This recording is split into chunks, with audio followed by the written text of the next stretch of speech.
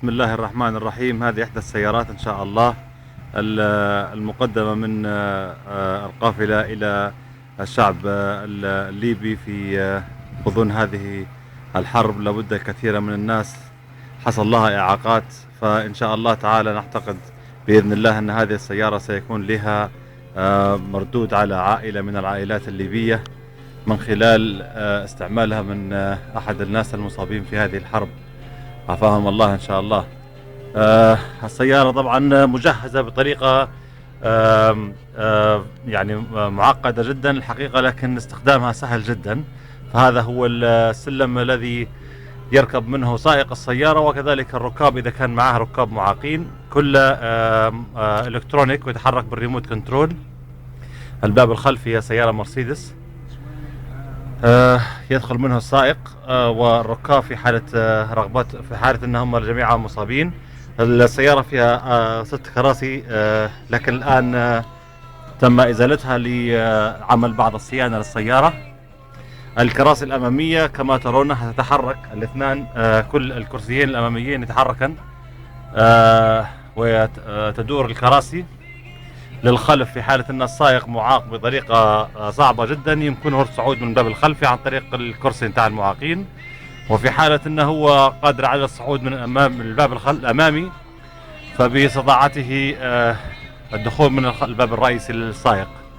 هذه اللوحة هي لوحة تحكم في السيارة، فيها المارشة بنقولها بالعربي، اللي هي قيادة السرعة نتاع السيارة. فيها زيادة السرعة اللي هو الشراتوري باليد وكذلك بالرجلين.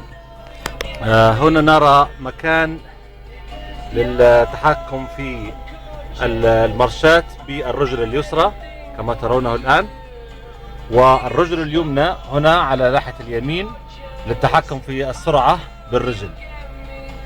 وفيها نظام مقودين للسيارة، فالأول كبير اللي هو الأصلي، والثاني الصغير كما ترونه، أحداهما بإمكانه الاستخدام. كذلك بإمكان السائق زيادة وتنقيص السرعة من خلال لوحة التحكم المبينة. وللسائق الخيار أو حسب إمكانياته الصحية في أي طريقة يراها في قيادة السيارة، سواء كان بالرجلين أو باليدين. وكذلك نرى في الأسفل الشراتوري والفرامل، وهناك فرامل أرض برضو باليد من هنا. فبإمكان السائق بيد واحدة يتحكم في السيارة، اليد الشمال يتحكم في السيارة بالسرعات وزيادة المارشات وتغيير الأمام أو الخلف، وفي نفس الوقت بإمكانه التحكم في قيادة المقود نتاع السيارة باليد اليمين. طبعا فيها جهاز ثاني اللي هو Volume mode 7 8 7 6 5.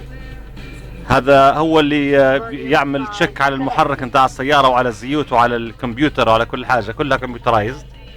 وفيها كما نرى هنا السيستم اوكي، اللمبة الخضراء شغالة، فيه باك اب اكتيفيتد، وفي بلان للخدمة او تشيك على السيارة ميكانيكيا يعني او الكترونيا.